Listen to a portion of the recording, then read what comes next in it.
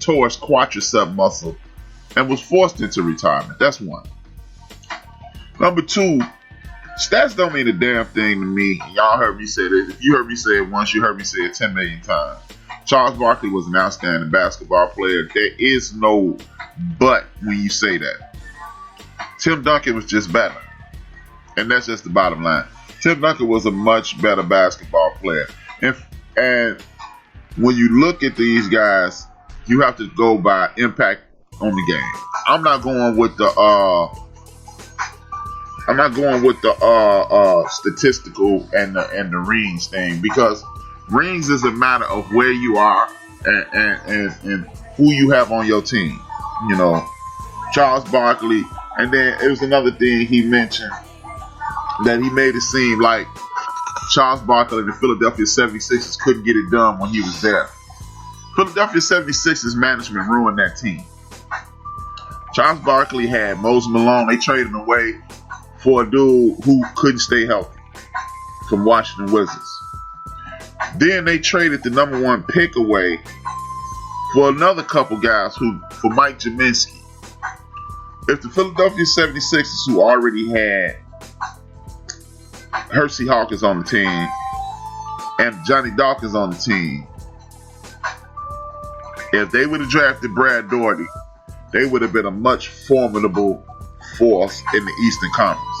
So let's not act like Charles Barkley just couldn't get it done in the East because he, the time ran out with the Dr. J and the Moses Malone. The true story is, just like I've been saying for years, sports is not for sports. Winning in sports is for the fans exclusively.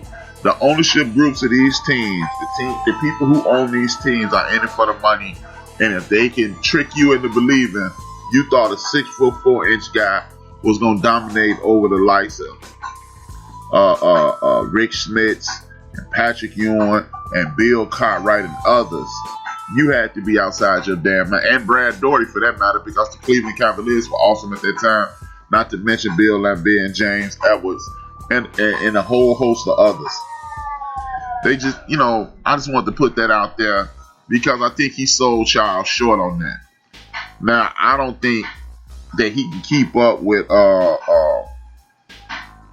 don't think he can keep up with Tim Duncan. I think Tim Duncan is on another level, and Charles Barkley was a peak player his damn self.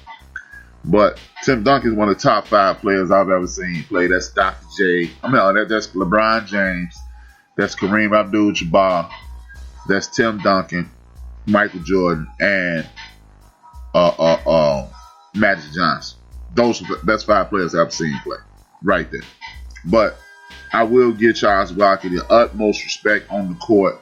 I don't think nobody can mess with him outside of Tim Duncan. And he even mentioned that Karl Malone was better. There ain't no way in hell Karl Malone better. I just had to get that off my chest right quick.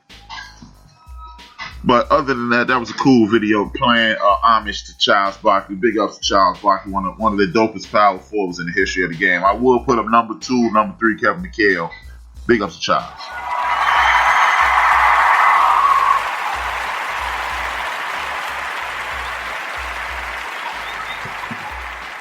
Now, y'all know how I start off each one of my shows. It was taught to me that when you're speaking publicly, that you should pay homage to your ancestors. So every one of my ancestors that are watching over me right now, much love and respect to each one of you.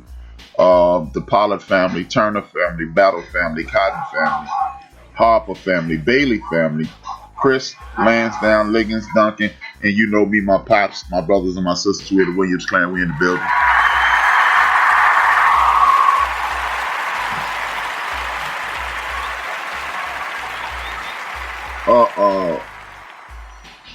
I want to make sure you all understand that this is a podcast. That means that this is on-demand entertainment, meaning you can listen anytime you like, 24 hours a day, 7 days a week.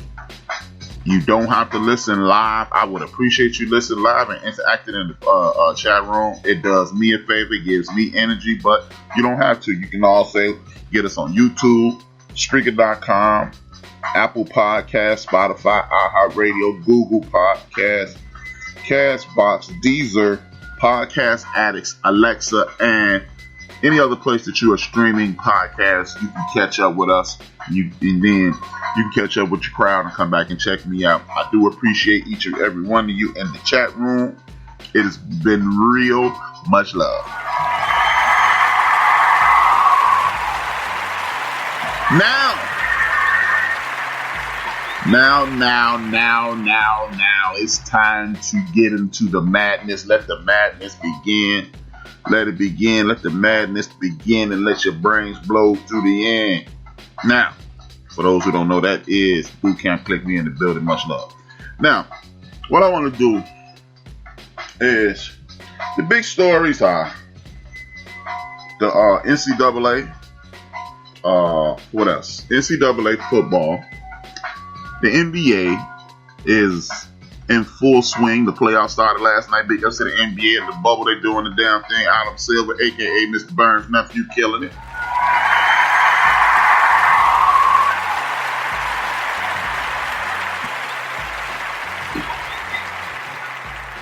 He killing the game. Now, what I will do is this. I will give him credit, but I am going to attack sports. Before my man, Big Illinois, he'll be in about a minute or two.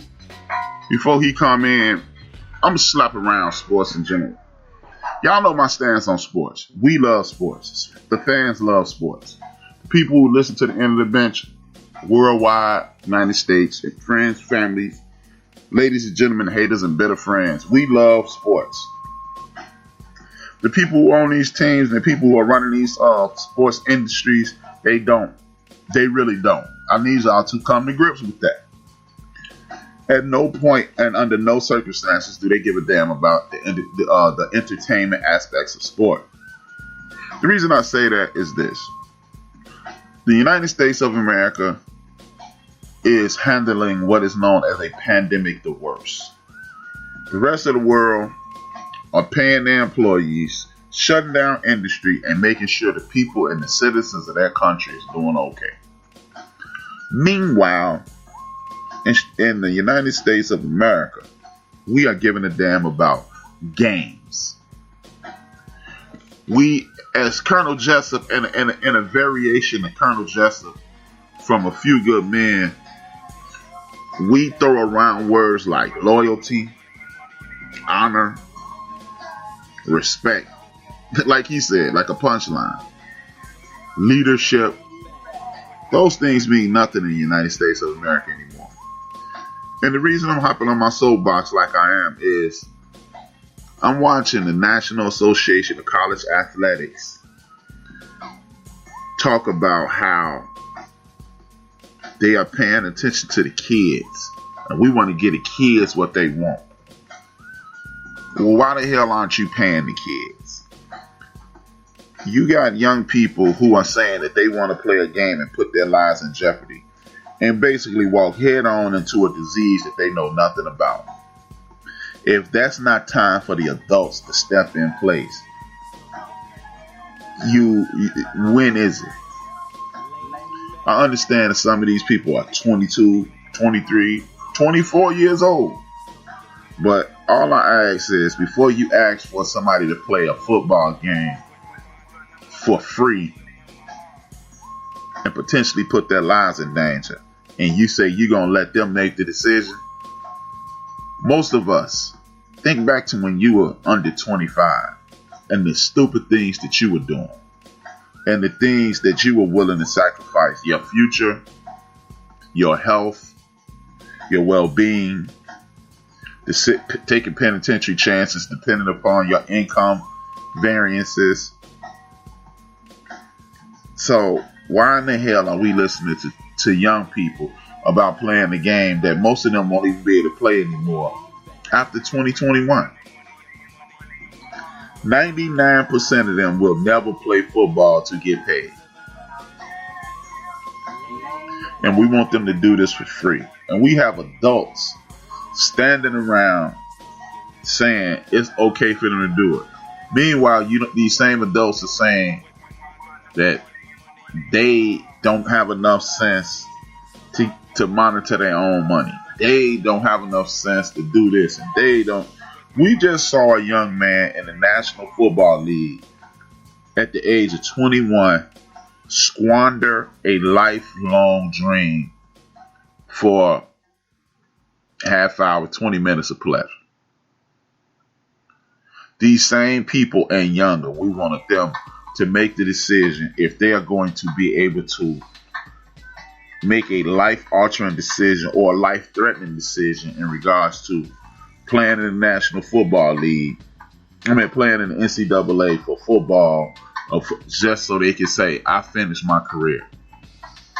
This has to be the stupidest situation I've ever seen in my life. And when Big Illinois get on here, what we're going to do is talk about some of these instances. It's really bothering me, though, because a lot of these young men, about 65-70% of them, look like they could be my sons. As a matter of fact, my son is older than most of these guys. Well, all of these guys, more than likely. But you know what, man? It just bothers me that all the nonsense we go through in life in America, you have to be 21 to buy a gun, 21 to buy liquor. So what you're doing is telling people that they're not astute enough to make a decision on if they can drink liquor or the amounts of liquor that they should drink at one time. And now you're going to let that same person who can't buy liquor decide if he's intelligent or astute enough to make the decision on a life-altering situation. Look, stop believing that anybody at the NCAA offices, anybody who has anything to do with football or any other sport for that matter, gives a damn about your children.